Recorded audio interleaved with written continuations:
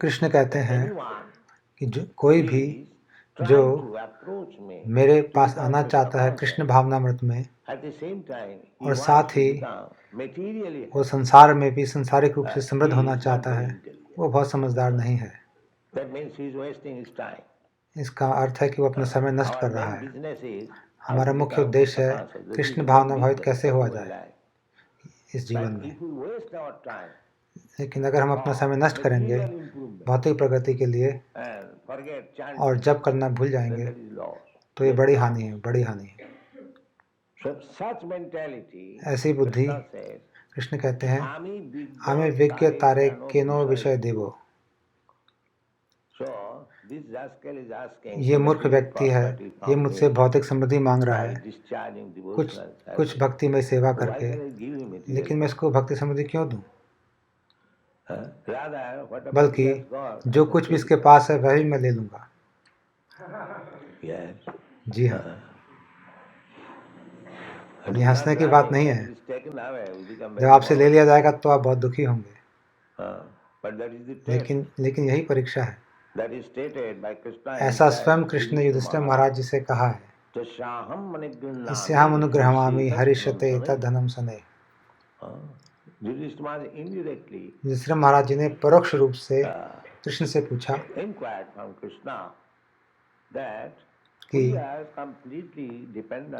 हम संपूर्ण तरह रूप से आप पे निर्भर हैं, फिर भी हम इतने दुखी हैं भौतिक रूप से, सांसारिक रूप से। हमारा राज्य चले गया, हमारी पत्नी की बड़ी बेइज्जती हुई, हमारे घर को जलाने की कोशिश की गई।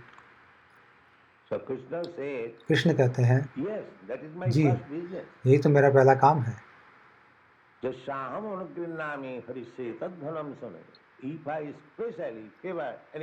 अगर मैं किसी पे विशेष कृपा करता हूँ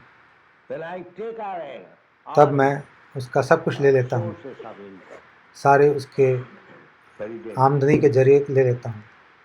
बड़ा खतरनाक है। मुझे इसका स्वयं इसका अनुभव है। जी, ये कृष्ण की विशेष कृपा है।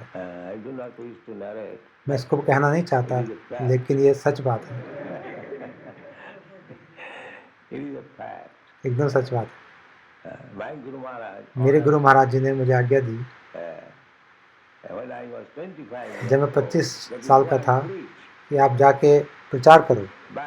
लेकिन मैंने सोचा कि पहले मैं एक अमीर आदमी बनता हूँ और फिर उस पैसे को मैं इस्तेमाल करूँगा प्रचार करने के लिए।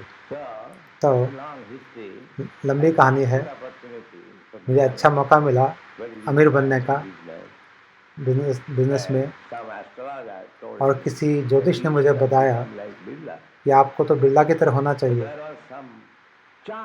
अच्छा मौका भी था, बहुत अच्छा मौका था। मैं मैनेजर था एक बड़ी केमिकल फैक्ट्री में। मैंने अपनी खुद की फैक्ट्री शुरू की, बहुत अच्छा मेरा बिजनेस चल रहा था। लेकिन सब कुछ चौपट हो गया और मुझे आना ही पड़ा गुरुदेव का आज्ञा पालन करने के लिए। अकिंचन,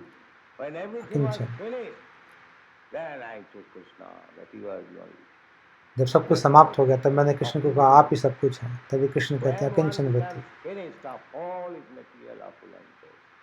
जब एक व्यक्ति इस भौतिक समृद्धि से समाप्त हो जाता है तब वो कृष्ण के समर्पित होता है। अब मैं ये समझ रहा हूँ कि मुझे कुछ नुकसान नहीं हुआ, बल्कि बहुत लाभ हुआ है, बहुत लाभ। इसलिए भौतिक चीज़ों को छोड़ना कृष्ण के लिए ये बहुत बड़े लाभ का काम है, नुकसान नहीं है। इसलिए कहते हैं अकिंचन। जब कोई अकिंचन हो जाता है, जिसके पास कोई भी संपत्ति नहीं है और फिर सिर्फ कृष्ण ही उनकी एकमात्र संपत्ति रह जाती है, वो सबसे अमीर भक्त है। नरोत्तम दास ठाकुर जैसे कहते हैं,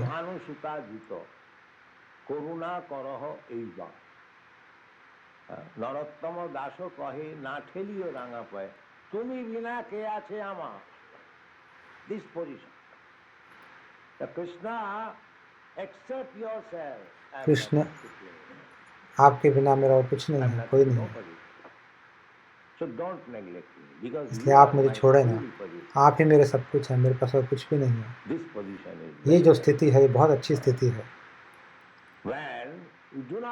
जब हम किसी भी भौतिक चीज़ पर निर्भर नहीं करते, किसी भी, केवल कृष्ण पे ही निर्भर करते हैं।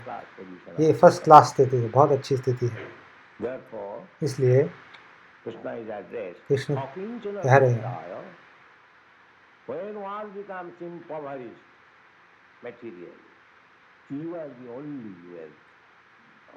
जब व्यक्ति की संपूर्ण संपत्ति छूट जाती है तो भगवान उसकी एकमात्र संपत्ति रह जाती है। इसका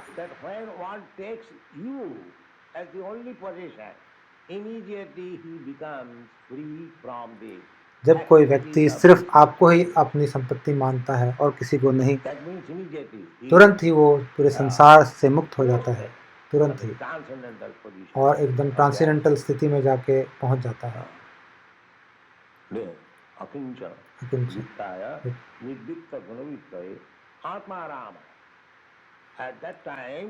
उस समय